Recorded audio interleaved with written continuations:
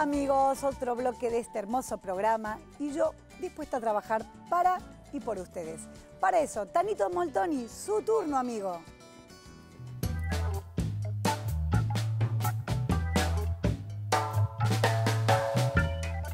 Estimada doctora, soy Orlando de la provincia de San Juan. La consulto por la señora que trabaja en mi casa, quien tiene un hijo con discapacidad intelectual. El menor percibe una pensión por discapacidad y ella quiere tramitar la asignación por discapacidad por hijo a cargo. Pero en ANSES le informaron que no corresponde. ¿Esto es así?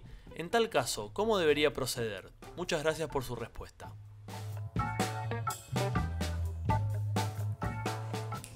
Orlando, primero lo felicito, porque está bueno que un empleador se encargue de los problemas de sus empleados. Así que una derecha para usted. Ahora le voy a contar lo que usted, y ojalá que su empleada esté mirando nuestro programa, qué es lo que sucede cuando hablamos de incompatibilidad. Una cosa es la pensión no contributiva por discapacidad o por invalidez y otra muy diferente. Y siempre hablamos de la seguridad social en lo que es la asignación por hijo con discapacidad a cargo. Y acá tenemos que hacer una salvedad. El régimen de los empleados domésticos, por un lado, y por el otro lado tenemos que hablar de lo que seguramente la gente confunde, la asignación por hijo con discapacidad a cargo del ANSES con la asignación universal por hijo. La primera respuesta es que la asignación universal por hijo, junto con la pensión por discapacidad o pensión por invalidez, son absolutamente compatibles. Son derechos de la persona con discapacidad en su rol de hijo.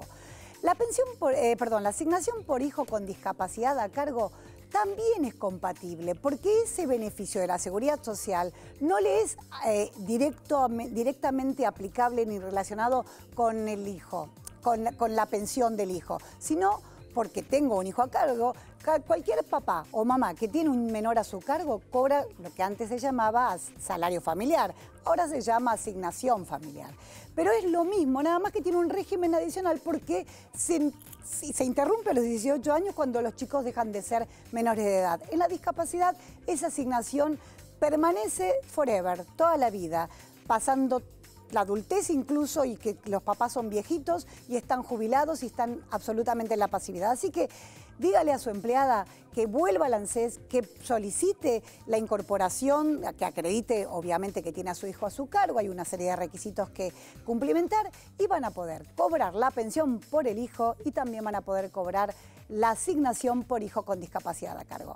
Una buena, alguna vez me toca, ¿no?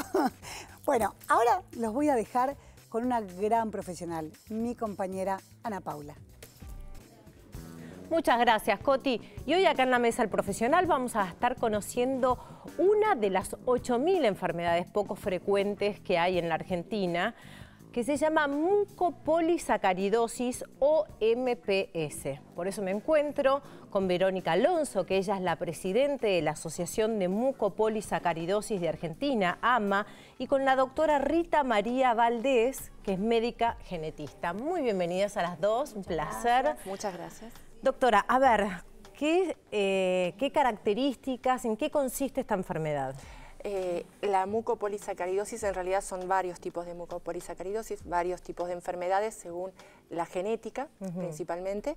Todas son enfermedades genéticas y tienen algunas características en común desde el punto de vista clínico que son muy importantes para llegar al diagnóstico temprano. Lamentablemente presentan características que son bastante comunes y similares a otras enfermedades más prevalentes, más comunes, sí, sobre todo en la infancia. La mayoría de las mucopolisacaridosis inician en la infancia, en etapas muy tempranas de la vida, y en esas etapas suelen presentar como características que nos deberían a los médicos hacer pensar en estas enfermedades, por ejemplo, rinitis, resfríos a repetición, otitis a repetición en niños pequeños, que es algo muy común. Pero si a esos síntomas le sumamos, por ejemplo, hernias, que son protuberancias a nivel del ombligo o de la ingle, se llaman hernias. Pero estos síntomas empiezan a aparecer ¿a qué edad? 2, 3, 4, 5 meses. Antes del año en general, antes del año de vida.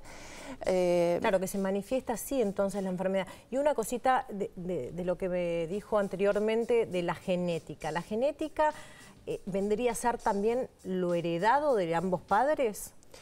Ay, sí. Estas son enfermedades genéticas, de base genética.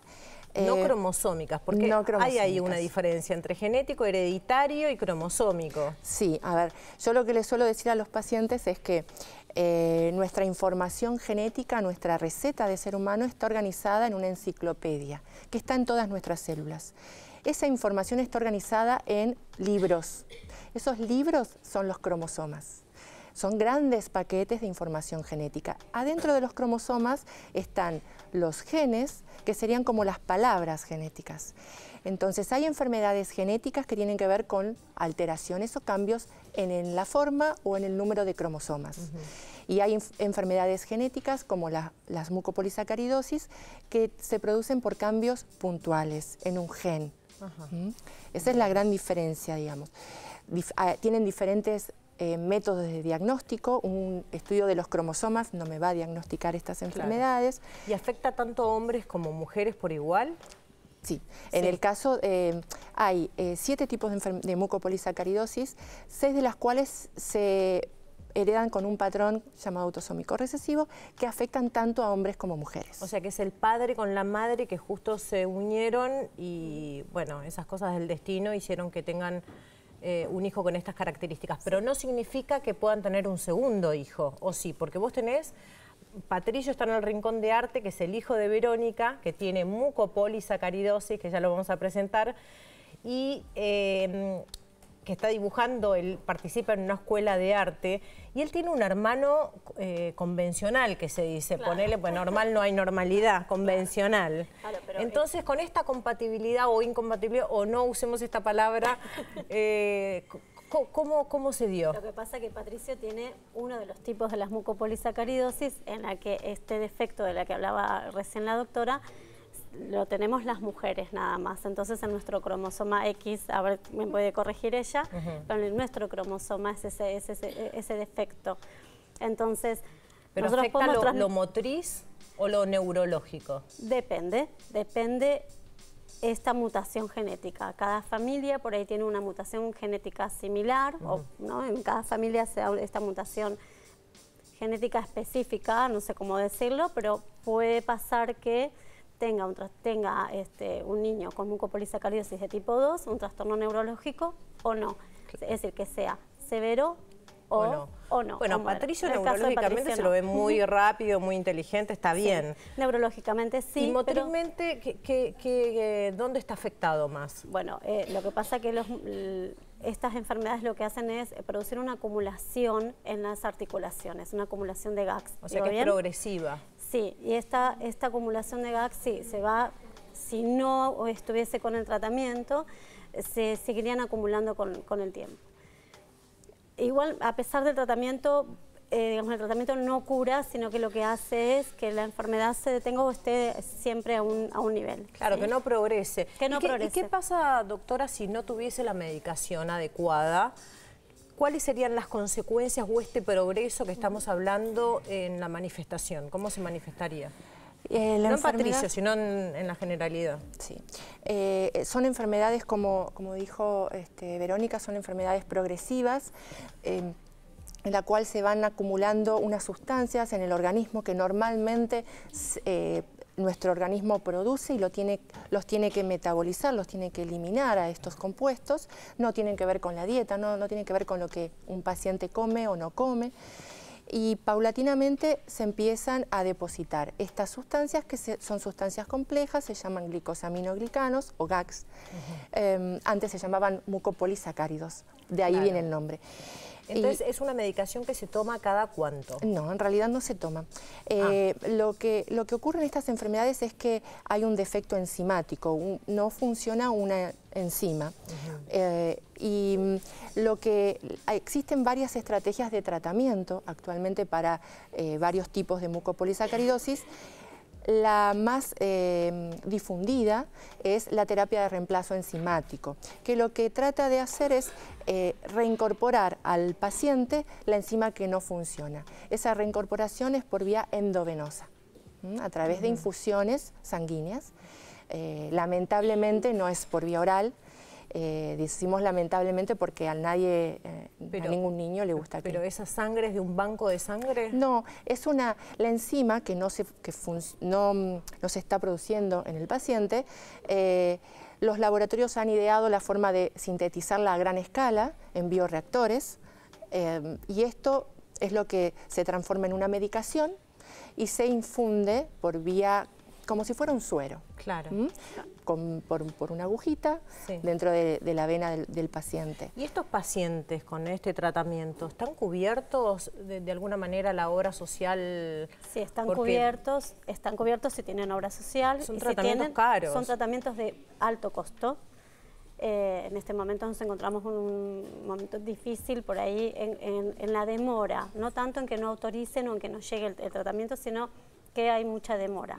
En este momento, por ejemplo, Patricio no tiene medicación esta semana, pero bueno, en eso estamos trabajando. Y ahí va, entonces esta semana no tiene, pero esta semana, a veces una semana es mucho tiempo para un paciente. Es mucho tiempo.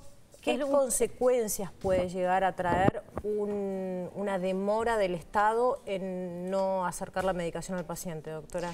Y la enfermedad seguramente va a avanzar. ¿En qué magnitud? Va a depender de cada caso, pero probablemente haya un retroceso en las pautas terapéuticas y muchas veces ese retroceso es mucho más difícil de revertir al reincorporar el tratamiento. Eso sí se conoce, eso sí se sabe. Es como dar pasos, escalones para atrás y no para adelante. Es como empezar de vuelta. De vuelta, porque lo perdido se perdió y lo tienen que de vuelta ganar con la rehabilitación. Sí. Sí, o sea, no sé si lo que está perdido se perdió, no sé si se puede recuperar, yo estimo que no. ¿Y Patricio tiene una vida normal, está integrado? Sí, Patricio está integrado en una escuela común, en quinto año del secundario, en una escuela de arte de la localidad cerquita donde vivimos. ¿Tienen características particulares, físicas? ¿Alguna vez sufrió de bullying, de discriminación? No, porque tiene un carácter bastante especial. Se planta muy bien frente a los demás. Qué bien. Pero no es lo habitual, habitual y no es el caso de muchos. Les resulta muy difícil a muchas familias conseguir una escuela especial donde consiga, tener una vacante, porque otra de las características de las mucopolis es que son multisistémicas, no afectan únicamente, no producen una sola discapacidad, sino que a la discapacidad motora se le agrega también la visceral, se le agrega la auditiva. Y en el caso de algunos niños que tienen o niñas que tienen un trastorno neurológico, que son las formas más severas. O sea, entonces es un todas las clasificaciones de discapacidad pueden tener todas. Pueden tener todas. La visceral, la motriz y la neurológica. Y la auditiva. Caramba. Y la auditiva, claro, también. La sensorial. Sí. Bien, y última preguntita, doctora. Aprovechando que es genetista, ¿qué futuro nosotros tenemos con la terapia génica? ¿Cómo vislumbra realmente esta terapia en este tipo de enfermedades poco frecuentes? Al ser una enfermedad genética, la cura vendría desde la genética, justamente. Además, las terapias que existen actualmente tienen la gran limitación que no pasan la barrera hematoencefálica. Entonces, los chicos que tienen las formas graves o neurológicas de las enfermedades de las mucopolisacaridosis no se benefician de la terapia sistémica. Entonces hay varias estrategias para lograr que en principio que la enzima sea desde la terapia de reemplazo enzimático o desde la terapia génica llegue al sistema nervioso central. En el caso de los pacientes con enfermedad neurológica. Claro. Y la terapia génica es un futuro que esperemos que no sea muy lejano. Actualmente están en curso ensayos clínicos, son estudios de investigación de nuevas terapias. Brasil es un país prominente que puede traernos... Estamos muy cerca, geográficamente. Sí, geográficamente, pero muy lejos a nivel... investigación. Sí, plata destinada a la investigación. Probablemente.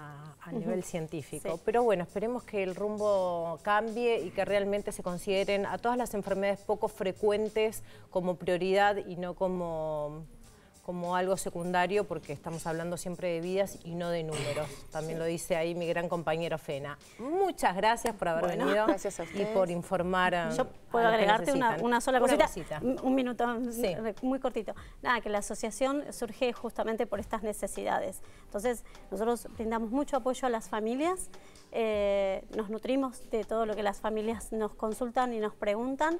Y bueno, nada, estamos para eso, tenemos experiencia, muchos años de experiencia y podemos como allanarle un poquitito el camino a las nuevas. Es muy importante lo que aclaras, porque también son padres que viven con esta patología junto a una cartilla de profesionales especializados en la temática. Gracias, muchas gracias. Gracias a vos, Ana. Bueno, y vamos a un corte y ya volvemos con mucho más desde la vida. Quédense ahí.